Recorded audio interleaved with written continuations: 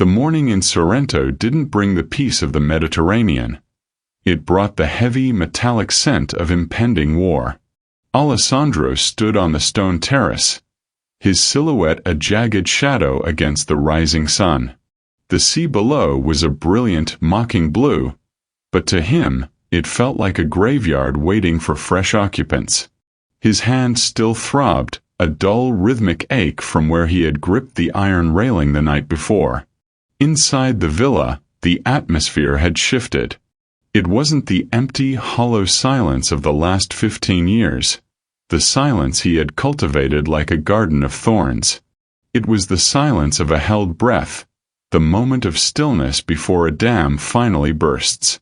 He walked into the kitchen, his boots clicking with predatory precision on the tile. He found Sophia there, sitting at a small wooden table, a cup of coffee steaming between her hands. She looked fragile in the morning light, the bruises from the messenger's grip beginning to darken on her throat like a necklace of shadows. Every time Alessandro's eyes drifted to those marks, a violent, hot pulse hammered in his temple. He didn't speak. He didn't know how to bridge the gap between the monster he had to be and the man she made him want to become. He simply walked over and placed a hand on her shoulder, a brief, grounding touch that lasted only a second but carried the weight of 1,000 unspoken apologies. Sophia didn't pull away. She leaned into his palm, her eyes closing as she drew strength from his ironclad presence. She didn't need him to say he was sorry for the danger. She knew that in his world, love and danger were the same breath. Across the city, far from the salt air of Sorrento, the world was moving against them. In a vaulted room that smelled of old leather and the expensive cloying scent of imported cigars, Riccardo Valenti sat in the darkness. The news of the failed abduction at the cliffside had reached him an hour before dawn. He didn't scream at his subordinates. He didn't break the crystal decanter on his desk. He simply looked at the silver locket resting on his blotter, the sister piece to the one he had sent as a warning. The game had fundamentally changed. He had wanted to provoke Alessandro to see if the rumors of the cold boss were still true. Now he had his answer. Alessandro Moretti had fired a shot at a woman. He had broken his own code of detachment. That made him human, and in the predatory hierarchy of the Neapolitan underworld, being human was a terminal diagnosis. Valenti picked up a burner phone, his fingers steady. "It's time," he said into the receiver, his voice a dry, parchment-like rasp. "Bring in the specialists. I want the girl brought to me alive, and I want Moretti to watch every brick of the empire his father built burn down to the waterline. I want him to understand that silence was the only thing keeping him safe." Back at the villa, the internal erosion was beginning. Alessandro's men were the elite, cold, professional, and fiercely loyal, but they were also men of tradition and superstition. They had signed up to serve a machine, a leader who moved with the chilling, predictable logic of a shark in deep water. Now, they were serving a man who spent his nights standing guard outside a woman's bedroom door like a common soldier. Marco, usually the most steadfast of his lieutenants, found Alessandro in the basement armory. The room was filled with the sharp scent of gun oil and the mechanical clicks of weapons being readied. Alessandro was cleaning a rifle, his movements frantic and repetitive. "The men are talking, boss," Marco said, his voice low and carefully neutral. "They see the way you look at her. They see the resources we're burning, the extra shifts, the redirected satellites, the armored convoys. Some of the families in the north are calling. They're asking if the Moretti name still carries the same weight or if it's softened." Alessandro didn't look up. He didn't stop the cloth's rhythmic movement over the cold steel. "Let them ask," he replied, his voice a jagged, dangerous edge. "And when they come to find out, they'll see that I'm not just protecting a woman. I'm protecting the only reason I have to stay alive. If they think that's a weakness, Marco, then tell them I'm the most dangerous man they've ever had the misfortune to meet. A man with nothing to lose is a threat, but a man with everything to lose? He's a goddamn hurricane.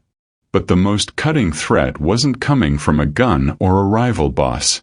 It was coming from the woman in the guest suite.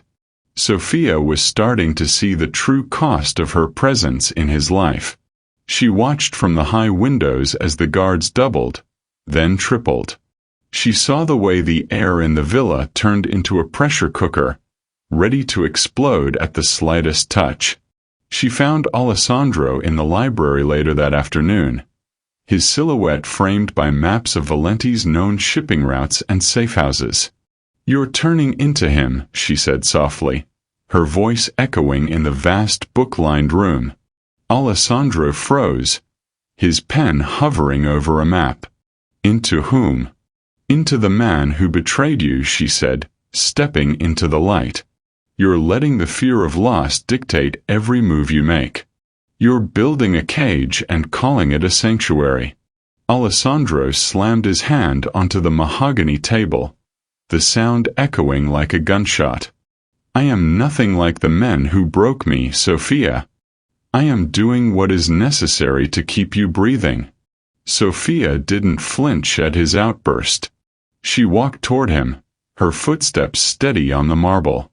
"Keeping me alive isn't the same as letting me live, Alessandro. You've replaced your 15 years of silence with a different kind of prison. If you don't trust your men, and you don't trust yourself to be anything other than a weapon, then the Valentis have already won. They don't even need to kill us. They've already taken our souls." The confrontation was abruptly silenced by a sound that made the very foundations of the villa groan. A distant, muffled explosion rocked the earth, sending a tremor through the floorboards. The crystal chandelier above the table rattled, its prisms chiming like a funeral bell. Alessandro was at the window in an instant, his eyes scanning the perimeter. Smoke was beginning to rise from the outer gates. The first wave of the assault hadn't been a stealthy infiltration. It was a loud, bloody statement of intent. The Valentis weren't coming for a conversation. They were coming for a reckoning. Alessandro turned back to Sophia, and for a fleeting second, the terrifying mask of the Mafia boss slipped, revealing the raw, panicked heart of a man who realized he had run out of time.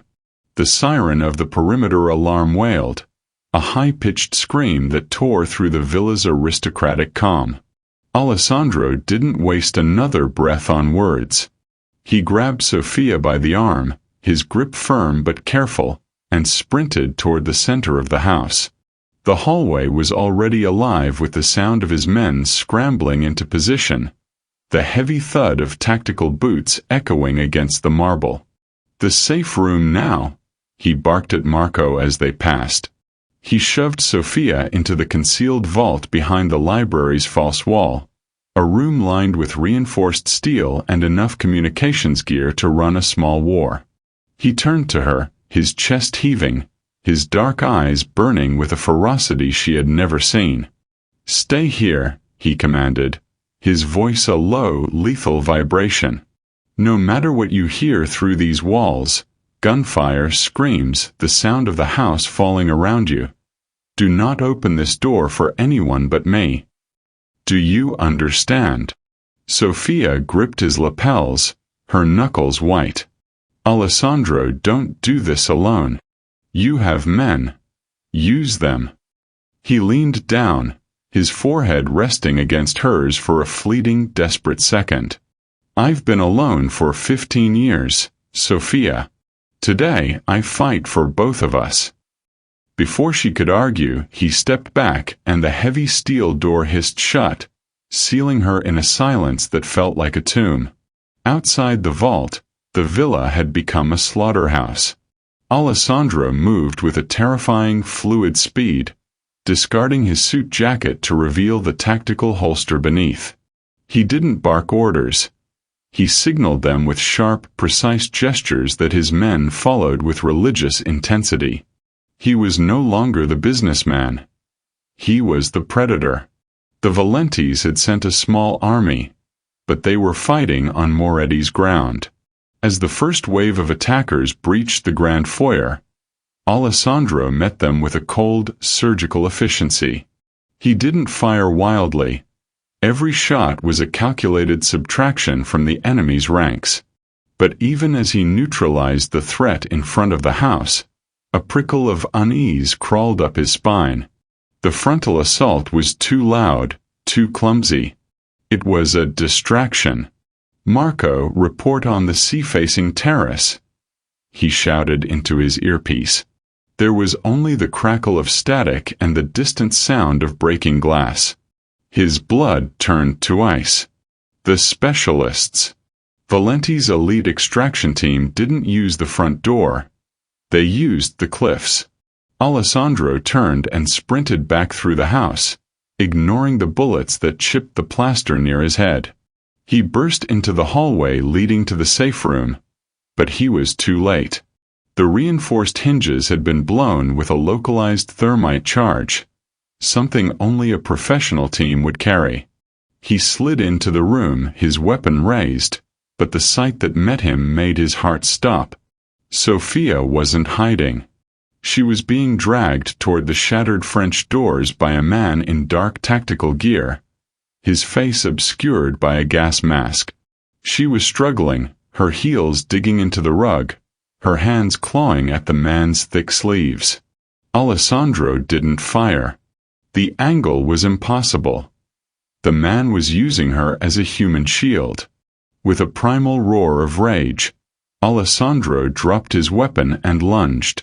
He tackled the operative, the two of them crashing through the remaining glass and tumbling onto the stone terrace in a tangle of limbs and fury.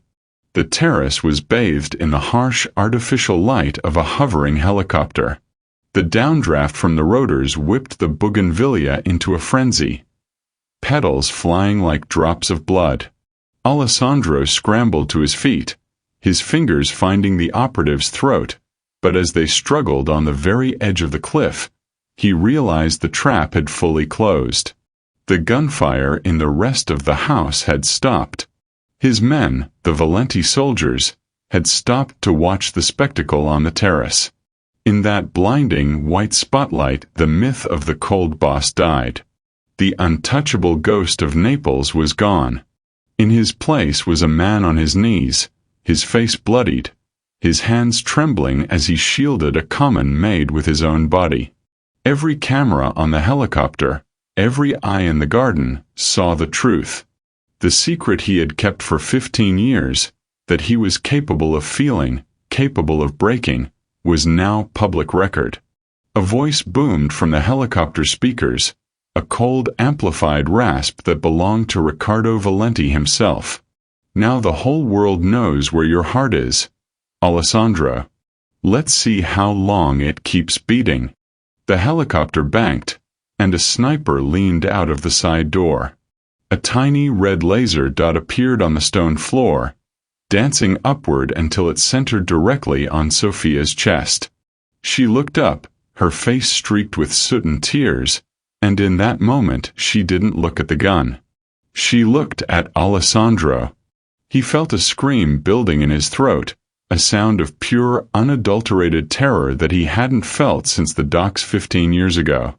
He realized that the Valentes didn't just want to kill her. They wanted to watch him fail to save her. "No." Alessandro lunged forward, throwing his weight over her, his eyes fixed on the dark silhouette of the sniper above. He was ready to take the hit. He was ready to be the sacrifice. But as the sniper's finger tightened on the trigger, a different sound cut through the roar of the rotors. A sharp, rhythmic thudding from the sea. Two more helicopters, unmarked and flying low, rose over the cliff edge like black shadows. They weren't Valentes. And they weren't the police. Alessandro's comms crackled to life. But it wasn't Marco's voice. It was a woman's voice. Smooth, cold and hauntingly familiar.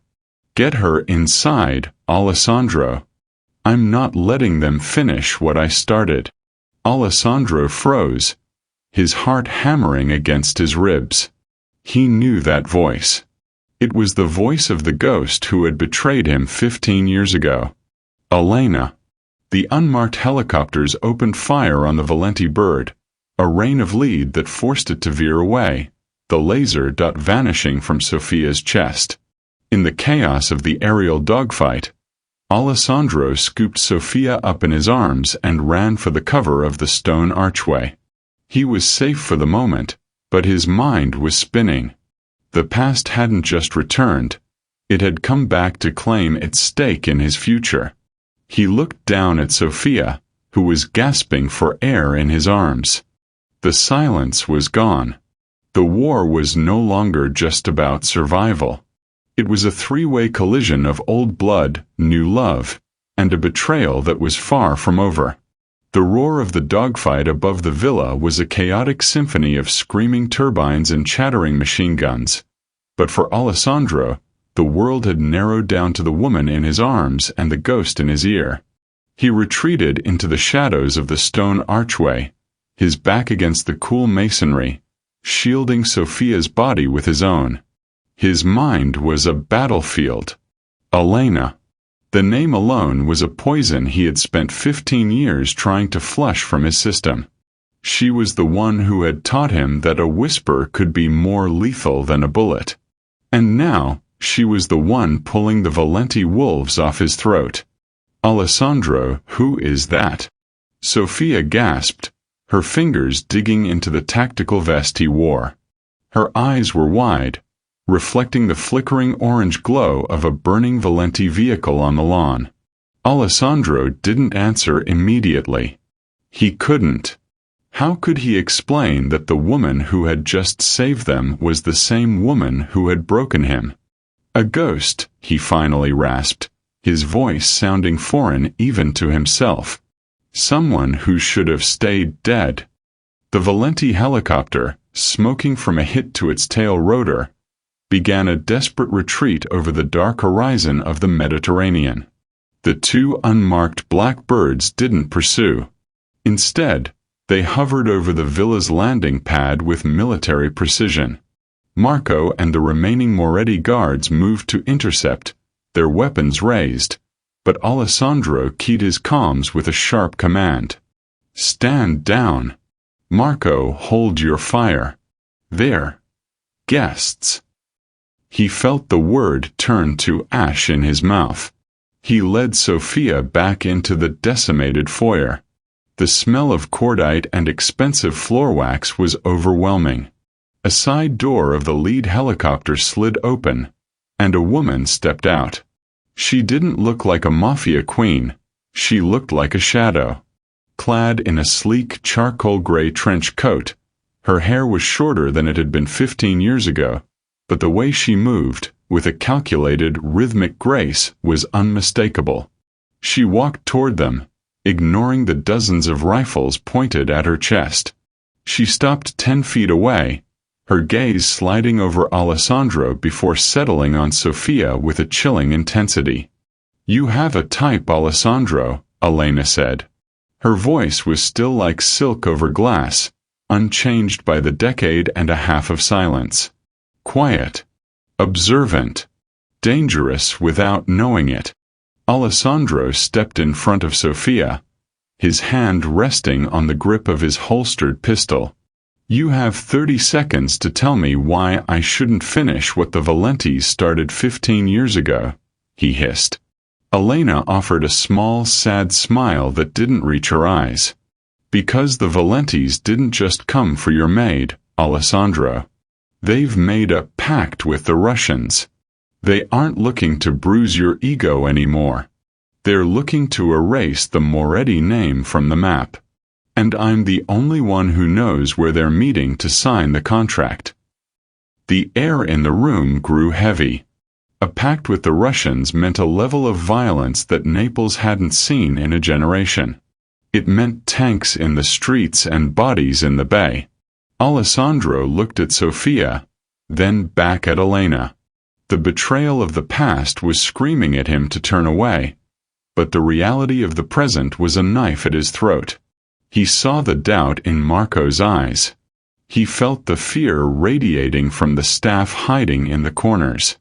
The machine he had built was failing because he had allowed himself to care. "Sofia, go with Marco," Alessandro said, not looking back. "He's going to take you to the sub-level bunker. It's the only place left that hasn't been breached."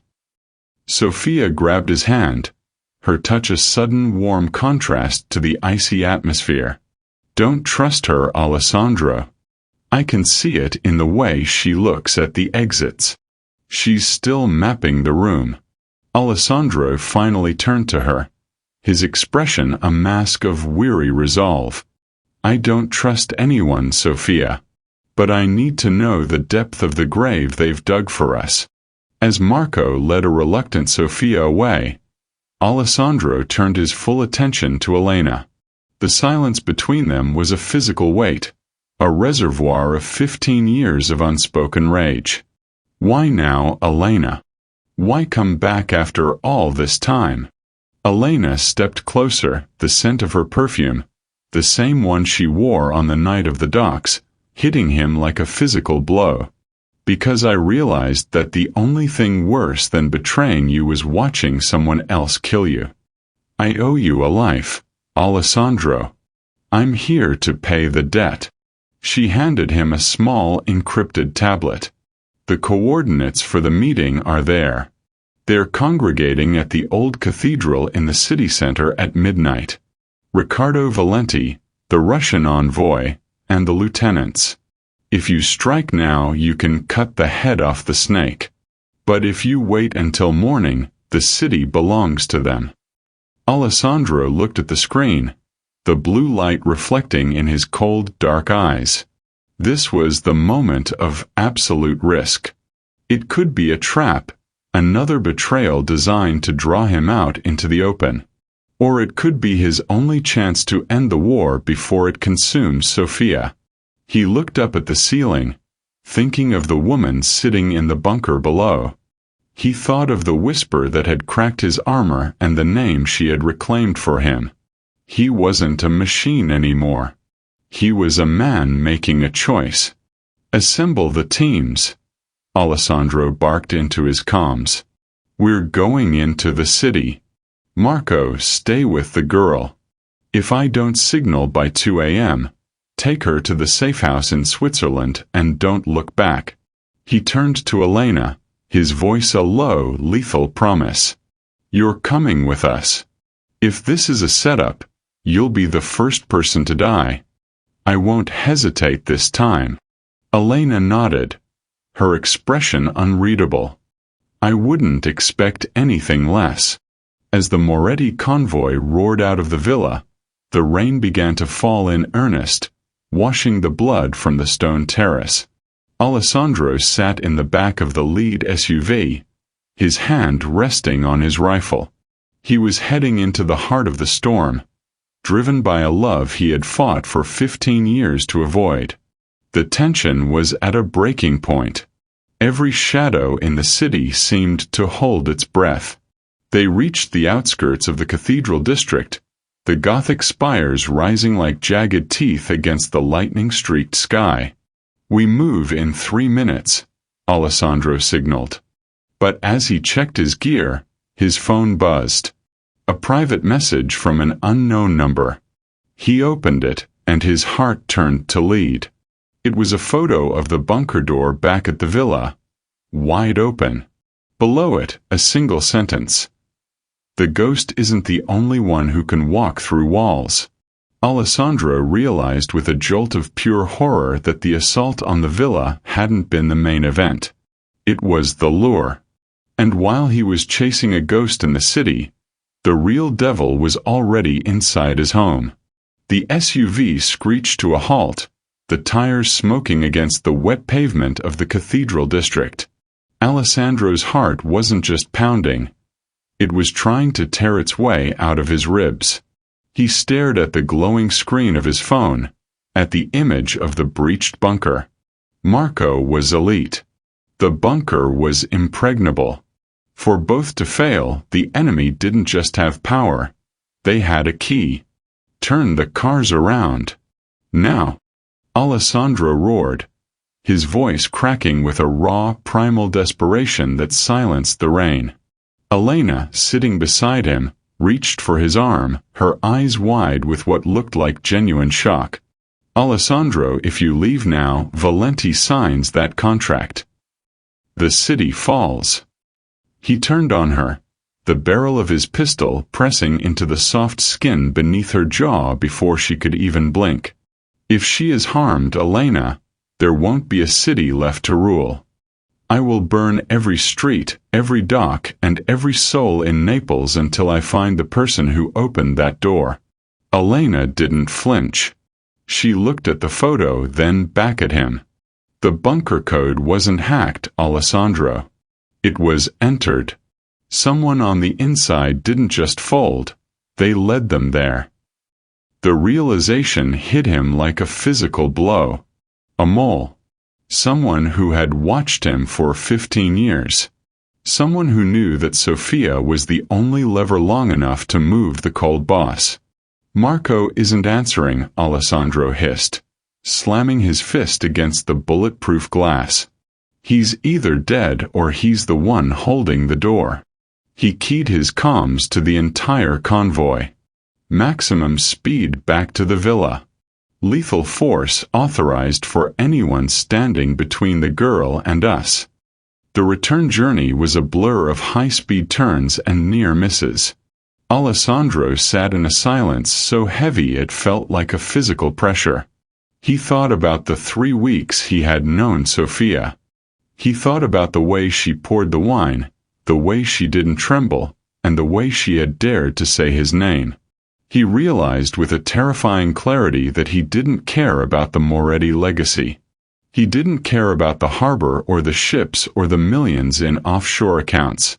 If she were gone, the empire would be just a pile of cold stones. When they reached the villa, the scene was a nightmare. The lights were out, and the front gates swung loosely on their hinges. There were no bodies on the lawn, a sign of a professional, quiet sweep. Alessandro jumped out of the car before it had even fully stopped, his boots hitting the gravel with a crunch. He ran through the foyer, past the shattered glass of the earlier assault, down into the bowels of the estate toward the sub-level bunker. He reached the heavy steel door. It was standing wide open, just as the photo had shown. Inside, the room was untouched, except for a single chair moved to the center of the floor. On the seat of the chair sat a small, portable radio. It was hissing with white noise. Alessandro approached it, his gun raised, his breath coming in ragged gasps. A voice drifted through the static. It wasn't Riccardo Valenti. It was a younger voice, smooth and chillingly familiar. You always were a creature of habit, Alessandro. You protect what you love by locking it in a box. But you forgot that every box needs a locksmith. Alessandro felt the floor tilt beneath him. Riccardo. He whispered. Not the uncle. The nephew. The boy had spared him on the docks 15 years ago because he had looked too young to be a monster. She's a fascinating woman, your Sofia, the voice continued. She didn't scream when we took her. She didn't beg. She just looked at the camera and said your name. She knew you were watching. She knew you'd come. That's the problem with love, Alessandro. It makes you so predictable. Where is she? Alessandro's voice was a low, vibrating growl. The old cathedral. You were so close, Alessandro. We let you get to the doorstep before we pulled the string. If you want her back, come alone. No, Elena. No guards. Just the cold boss and his broken heart. You have 30 minutes before we show her exactly why you chose silence for 15 years. The radio went dead. Alessandro stood in the center of the empty bunker, the silence rushing back in to swallow him whole. He looked at the camera lens in the corner of the room, knowing the nephew was watching. He felt the cold reclaiming him, but it wasn't the defensive ice of the past. It was the absolute zero-degree focus of a man who was about to commit an atrocity. He walked out of the bunker, passing Elena in the hallway. She looked at him, searching for the man she had betrayed, but she found only a vacuum. "Alessandro, if you follow me," he said, his voice devoid of any human inflection, "I will kill you. If my men follow me, they die too. This isn't about the family anymore. This is about the whisper." He climbed into his personal car, a matte black coupe that looked like a shadow, and roared out of the driveway. He was heading back to the city, back to the cathedral where the past and the present were waiting to collide. He checked his watch. 25 minutes. As he sped toward the city center, the rain turned into a deluge, blurring the world into a smudge of gray and black. He reached the cathedral square. It was deserted. The massive Gothic doors were slightly ajar, a sliver of amber light spilling out onto the wet stone. Alessandro stepped out of the car, his long coat snapping in the wind. He didn't take a rifle. He took 2 pistols and a knife. He walked toward the doors, every step echoing like a heartbeat. He pushed them open. The interior of the cathedral was vast, the ceiling lost in the shadows. Thousands of candles were lit, their flames flickering in the draught. In the center of the nave, tied to a heavy wooden chair beneath the crucifix, was Sophia. Her head was bowed, her hair shielding her face. Standing behind her, his hand resting casually on her shoulder, was the younger Valenti. Beside him stood Marco, his most trusted lieutenant, his friend. Marco didn't look away. He looked Alessandro in the eye with a cold, resigned weariness. "It was never about the money, boss," Marco said. "It was about the fact that you stopped being a king and started being a man. And men don't survive in Naples." Alessandro stopped 20 feet away. He looked at Sophia. She lifted her head, her eyes meeting his. Even now, even with a knife at her throat, she didn't look afraid. She looked expectant. "You're late," the young Valenti smirked, pulling the knife from its sheath. "But don't worry. We saved the best part for last." He leaned down toward Sophia's ear, mimicking the gesture she had made to Alessandro 3 weeks ago. "Say it one last time," the boy taunted. "Say his name so he can hear it before he dies." Sophia looked at Alessandro, a small, sad smile touching her lips. She didn't whisper. She spoke with the clarity of a bell. "Alessandro."